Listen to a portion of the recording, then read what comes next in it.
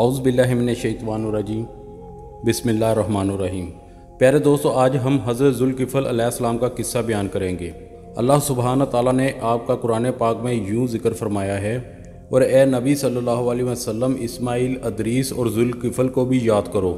یہ صبر کرنے والے تھے اور ہم نے ان کو اپنی رحمت میں داخل کیا، بلا شبہ وہ سب نیکوکار تھے۔ سورہ الانبیاء آیت نمبر 85 سے 86۔ پھر دوسری جگہ اللہ سبحانہ تعالیٰ فرماتا ہے، اور ہمارے بندے ابراہیم اور اسحاق اور یعقوب کو یاد کرو جو قوت اور بصیرت والے تھے۔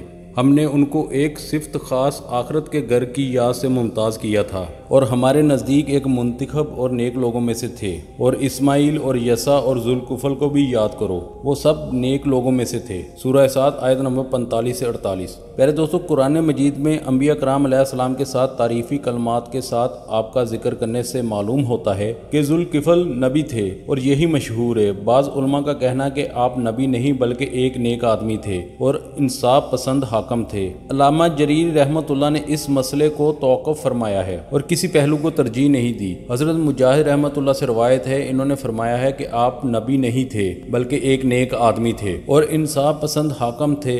آپ نے اپنی قوم کی رہنمائی اور انصاف کرنے کے لیے ذمہ داری اٹھائی تھی، اس لیے ذوالکفل ذمہ داری اٹھانے والے کے نام سے مشہور ہوئے۔ حضرت مجاہد رحمۃ اللہ سے روایت ہے، انہوں نے بیان کیا ہے کہ جب حضرت یسع علیہ السلام بوڑھے ہو گئے تو آپ نے فرمایا، کتنا اچھا ہو کہ میں اپنا نائب مقرر کر دوں جو میری زندگی میں ان پر حکومت کرے، تاکہ میں دیکھ سکوں وہ کیسا کام کرتا ہے۔ اگر مناسب معلوم ہوا تو اسے وفات کے بعد اپنا نائب مقرر کر دوں۔ آپ نے لوگوں کو جمع کر کے فرمایا، جو شخص میری طرف سے عائد کردہ 3 ذمہ داریاں قبول کرے گا میں اسے اپنا خلیفہ مقرر کروں گا۔ وہ کام یہ ہے کہ دن کو روزے رکھے، رات کو قیام کرے اور غصہ نہ کرے۔ ایک آدمی جو دیکھنے میں بالکل معمولی سا لگتا تھا اٹھا اور بولا، میں ذمہ داری قبول کرتا ہوں۔ فرمایا، تو دن کو روزے رکھے کرے گا، رات کو قیام کرے گا، غصہ نہیں کرے گا؟ اس نے کہا، جی ہاں۔ اس دن آپ نے اسے واپس بھیج دیا اور اپنا خلیفہ نامزد نہیں کیا۔ دوسرے دن آپ نے پھر یہی اعلان فرمایا، سب خاموش رہے۔ اسی آدمی نے اٹھ کر یہ ذمہ داری اٹھائی تو آپ نے اسے اپنا خلیفہ مقرر کر دیا۔ ابلیس اپنے ساتھیوں سے کہتا، اس شخص کو قابو کرو، لیکن سب شیطان اسے گمراہ کرنے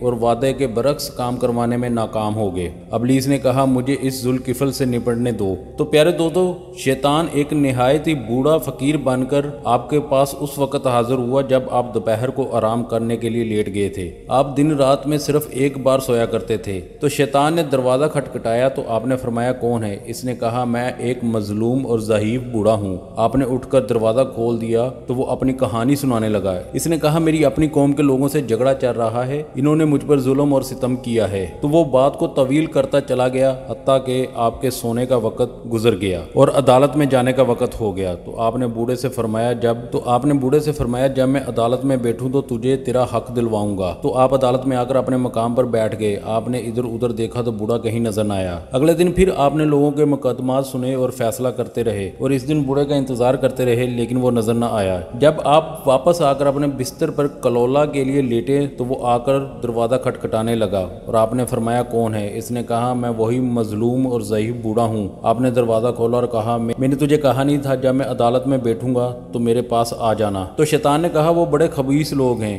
انہیں جب پتہ چلا کہ آپ عدالت میں تشریف لے گئے ہیں تو مجھے کہنے لگے، ہم تجھے تیرا حق دے دیں گے۔ جب آپ نے عدالت برخاست کر دی وہ مکر گئے۔ آپ نے فرمایا، اب چلا جا، جب میں عدالت میں جاؤں گا تب آ جانا۔ تو اس طرح آپ اس دن بھی کلولا نہ کر سکے۔ آپ عدالت میں گئے تو اس کا انتظار کرتے رہے لیکن وہ نظر نہ آیا۔ آپ کے لیے نیند پر قابو پانا مشکل ہو گیا تو آپ نے گھر والوں سے کہا، مجھے سخت نیند آ رہی ہے، تم کسی کو دروازے کے قریب نہ آنے دینا، میں ذرا سا سو لوں۔ اور اس وقت وہ بوڑھا شیطان پھر دروازے پر آ گیا اور دروازے میں موجود آدمی نے کہا، پیچھے رہو۔ اس نے کہا، میں کل بھی ان کی خدمت میں حاضر ہوا تھا اور اپنا مسئلہ پیش کیا تھا۔ آدمی نے کہا، ہرگز نہیں، قسم ہے اللہ کی، آپ کا حکم ہے کہ ہم کسی کو قریب نہ آنے دیں۔ جب اس نے دیکھا کہ اس طرح آپ تک پہنچنا مشکل ہے تو وہ ادھر ادھر دیکھنے لگا۔ اسے کمرے میں ایک روشن دان نظر آیا اور چڑھ کر اس سے کمرے میں داخل ہو گیا اور اندر سے دروازہ کھٹکھٹانے لگا۔ تو آپ کی آنکھ کھل گئی تو دربان کو آواز دی، اے فلاں، کیا میں نے تجھے حکم نہیں دیا تھا کہ کسی کو اندر نہیں آنے دینا؟ اس نے کہا یہ شخص میری طرف سے نہیں آیا، آپ ہی دیکھیں یہ کدھر سے آیا ہے۔ تو آپ نے اٹھ کر دروازے کو دیکھا تو اندر کی طرف سے اسی طرح بند تھا جس طرح آپ نے بند کیا تھا۔ اس کے باوجود ہی بوڑھا کمرے میں موجود تھا۔ تب آپ نے پہچان لیا اور فرمایا کیا تو اللہ کا دشمن شیطان ہے؟ اس نے کہا ہاں، آپ نے میری ہر کوشش کو ناکام بنا دیا تھا، اس لیے میں نے